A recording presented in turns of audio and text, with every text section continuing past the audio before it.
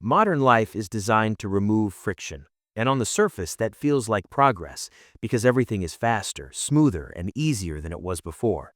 Food arrives without cooking, entertainment plays without choosing, Where are you going? shopping happens without walking, and decisions disappear behind one-click buttons. But what's rarely discussed is how convenience quietly changes the way money leaves your life. Not in dramatic purchases, but in small, repeated exchanges that feel too minor to notice. Because convenience doesn't announce itself as spending, it presents itself as relief, saving time, reducing effort, making life feel manageable. And that's exactly why it's so powerful. The psychology behind convenience is simple. When effort disappears, awareness disappears with it. And when awareness disappears, spending stops feeling like a decision and starts feeling like a background condition of life. Because you're no longer choosing to pay, you're choosing to avoid inconvenience. And the brain treats those two things very differently. So instead of asking, is this worth the money? The question becomes, why would I make life harder?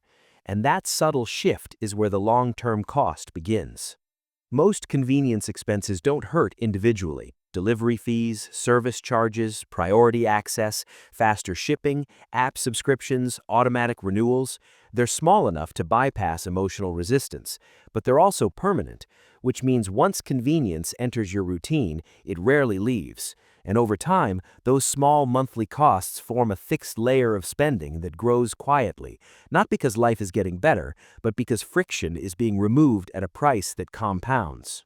What makes this even more dangerous is that convenience doesn't just cost money, it reshapes expectations.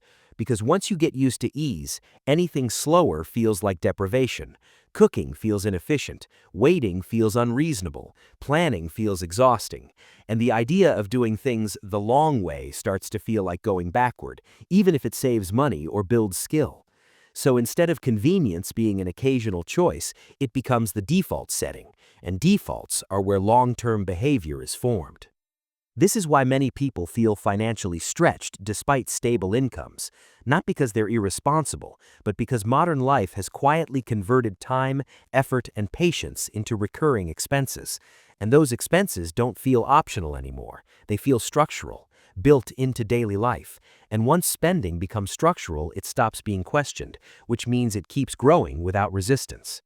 Quiet wealth, by contrast, often looks inconvenient from the outside because it involves tolerating friction longer than most people are comfortable with, cooking when delivery is easier, waiting instead of upgrading, choosing slower but cheaper options, not because discomfort is virtuous, but because awareness is preserved, and awareness is what allows money to accumulate instead of leaking away invisibly.